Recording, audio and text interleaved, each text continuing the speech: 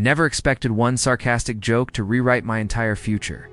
It happened on an ordinary Thursday afternoon while I was standing in line at a neighborhood bakery, impatiently waiting for my coffee. The woman in front of me looked like she was carrying the weight of the world on her shoulders. Her phone kept ringing, her hands trembled as she searched through her purse. And under her breath, she muttered, "I just need a husband for 1 hour." Without thinking, I laughed and said, "Well, if you need a husband for an hour, call me." She slowly turned around. She didn't laugh.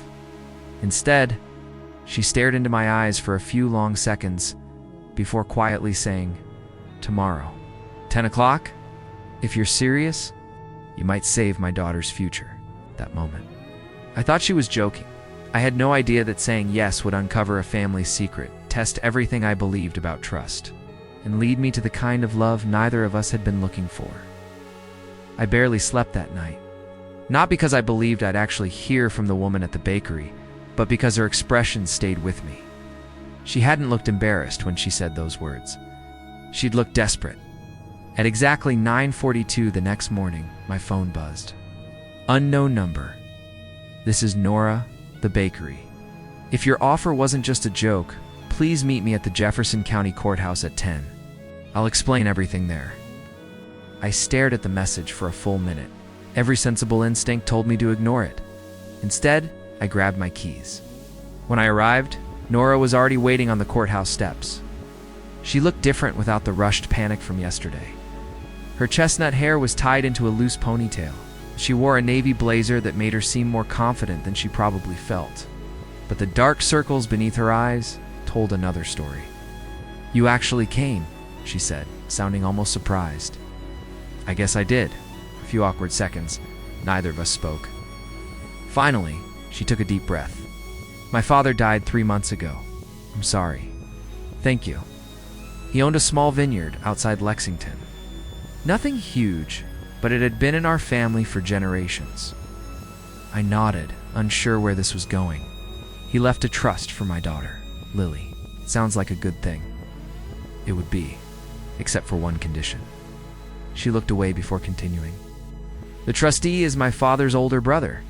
He believes children need a traditional household, according to the trust. If he decides Lily isn't being raised in a stable family environment, he can freeze the inheritance until she's 25. I frowned. Can he actually do that? My lawyer thinks we'd win eventually, but court could take years. Money for Lily's school, medical care, everything would be tied up. So where do I come in? My uncle insisted on meeting me today before releasing the first payment. She hesitated. He believes I'm remarried. Right. My eyebrows shot up. You told him that? She nodded with visible shame. He kept pressuring me after the divorce. Every phone call turned into a lecture about how a child needs a father in the house. Eventually, I stopped correcting him. And now he wants to meet your husband. Yes. Silence settled between us. So, I finally said, you want me to pretend? Just for one meeting? 1 hour? Then you'll never hear from me again. I should have walked away. Pretending to be someone's spouse sounded ridiculous and possibly illegal. But Nora wasn't asking for money. She wasn't manipulating me. She was asking for help. Mostly because she looked like she'd run out of people to ask. What do I have to do? For the first time since we'd met, she smiled. It wasn't a big smile. Just enough to show she'd almost forgotten how. An hour later, we sat across from her uncle, Richard. He was exactly the kind of man I'd imagined. Perfect gray suit. Expensive watch. Eyes that analyzed every movement before deciding whether someone was worth his time. So, Richard said, folding his hands together, how long have you two been married? Before I could answer, Nora reached under the table and squeezed my hand. Almost a year, she replied smoothly. Richard looked at me. And what do you do? I'm an architect. Interesting, he smiled politely. Too politely. Then came another question. Where did you meet? My brain froze. Before panic could show on my face, Nora laughed. At a farmer's market, I blinked. She continued naturally. He criticized the tomatoes I was buying. I said they were overpriced, I added, finally catching on. Richard chuckled. So you argue over vegetables? Only the expensive ones, I said. For the first time, Richard's shoulders relaxed. The conversation shifted toward Lily, school, and the vineyard. Everything seemed to be going perfectly. Until Richard casually asked, "And where's your wedding ring?" My stomach dropped. I hadn't even thought about it. Nora's eyes widened for half a second. Then she answered, "He had surgery last week. His finger's still swollen." Richard looked directly at my left hand. I forced an embarrassed smile. Doctor said another few days. The lie felt painfully obvious, but Richard nodded. I understand. Still, something in his expression suggested he wasn't completely convinced. Outside the courthouse, Nora let out the deepest sigh I'd ever heard. You saved me. I almost ruined everything. You recovered. She laughed softly. I owe you lunch. You don't owe me anything, I insist. We ended up at a small diner across the street. Without pretending anymore, conversation became surprisingly easy. She told me about Lily, an 8-year-old obsessed with astronomy. I admitted I'd once wanted to become a musician before choosing architecture. She laughed at my terrible coffee addiction. I teased her for ordering fries with pancakes. For the first time that day, neither of us was acting. It felt effortless. When lunch ended, she reached into her purse. I should pay you. I immediately shook my head. If you try, I'm leaving. You took time off work. I'll survive. She smiled again. You're different than I expected. Good different. The kind that's becoming very rare. I didn't know why those words stayed with me the rest of the afternoon. Maybe because nobody had said something that sincere to me in years. 3 weeks passed. Life quietly returned to normal. Then my phone rang. Nora. Her voice trembled. It's Richard. What happened? He came to my house. My heart sank. He wants to have dinner with both of us this weekend. I closed my eyes. He still doesn't believe we're married, does he? No, and if he finds out, Lily loses everything. For several seconds, neither of us spoke. Finally, I asked, what time should I be there?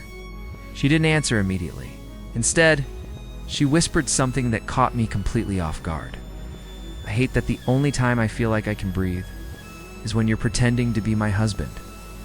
And for the first time since all of this had started, I wasn't sure I wanted to keep pretending. I spent the next 3 days telling myself that Nora's words didn't mean anything. She'd been under enormous stress. Anyone in her position might say something emotional. So why did I keep replaying them in my head? By Saturday evening, I stood outside her cozy white farmhouse with a bottle of sparkling cider in one hand and a knot in my stomach. When Nora opened the door, I almost forgot the reason I was there. She wore a simple emerald green dress, her hair loosely pinned back. She looked beautiful not because she dressed up, but because she looked relaxed for the first time since we'd met. You clean up pretty well, I teased. She laughed. I was about to say the same thing. Before I could answer, a little girl peeked around the corner. You must be Emma, she giggled. I'm Lily. I laughed at myself. That's a terrible start. It means you're nervous, Lily said matter-of-factly. Nora smiled. She's frighteningly observant. Within minutes, Lily was showing me her telescope, her drawings of constellations, and the notebook where she'd written down every meteor shower she wanted to see. I couldn't remember the last time I'd met a child who spoke with such excitement about the universe. For a moment, this strange arrangement didn't feel like pretending anymore. It felt peaceful. At exactly 6 o'clock, Richard arrived. He carried an expensive bottle of wine and the same unreadable expression I'd seen at the courthouse. Dinner started politely enough. Richard complimented Nora's cooking. Lily excitedly explained the difference between planets and dwarf planets. I answered questions about architecture. Then Richard leaned back in his chair. So, Emma? I looked up. What's Nora's biggest bad habit? The room suddenly felt much quieter. I could have guessed, made something up. Instead, I remembered something she'd said over lunch weeks earlier. When she's worried, I answered, she skips meals because she thinks everyone else's problems matter more than hers. Nora slowly looked at me. I continued. So I've started reminding her to eat, even if she pretends she isn't hungry. Richard watched both of us carefully. Then he asked Nora and his. Without hesitation, she smiled. He apologizes for things that aren't his fault. Blinked. She shrugged. You've done it at least 6 times since we met. Richard didn't say another word for several minutes. Instead, he simply observed us. The conversation. The laughter.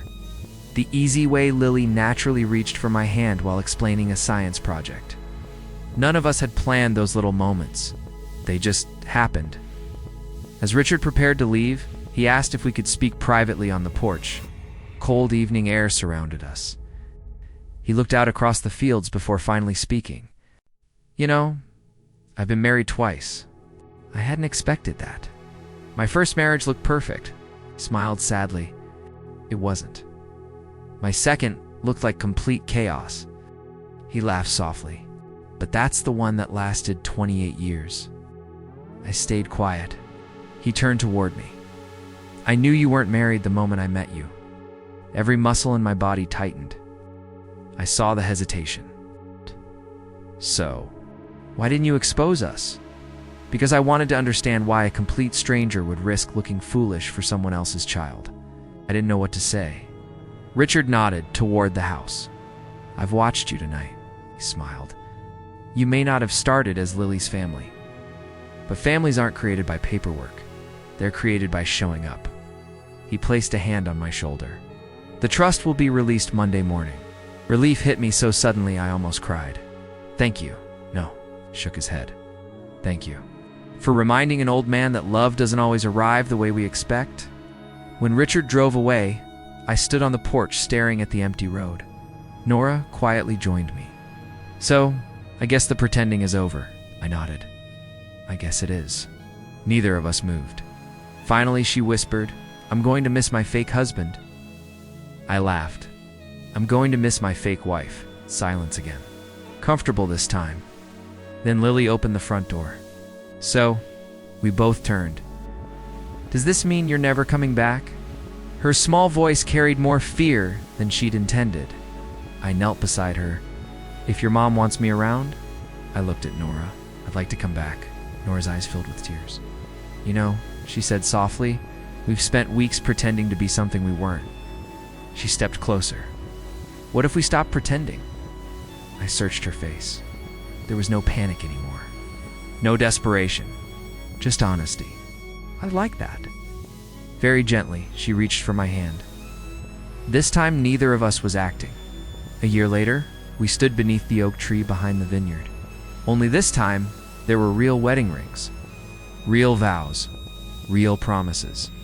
Lily proudly carried the rings down the aisle before announcing loudly, I knew this was going to happen before they did. Everyone laughed. Even Richard. Especially Richard. After the ceremony, he handed Nora a small envelope. Inside was a photograph of her parents on their wedding day. On the back he'd written, a family isn't measured by how it begins. It's measured by who chooses to stay. I framed that picture the day we returned home. Not because it reminded me of the past, but because it reminded me that the greatest chapters of our lives often begin with the smallest, most unexpected moments. A random conversation. A harmless joke. A stranger asking for help.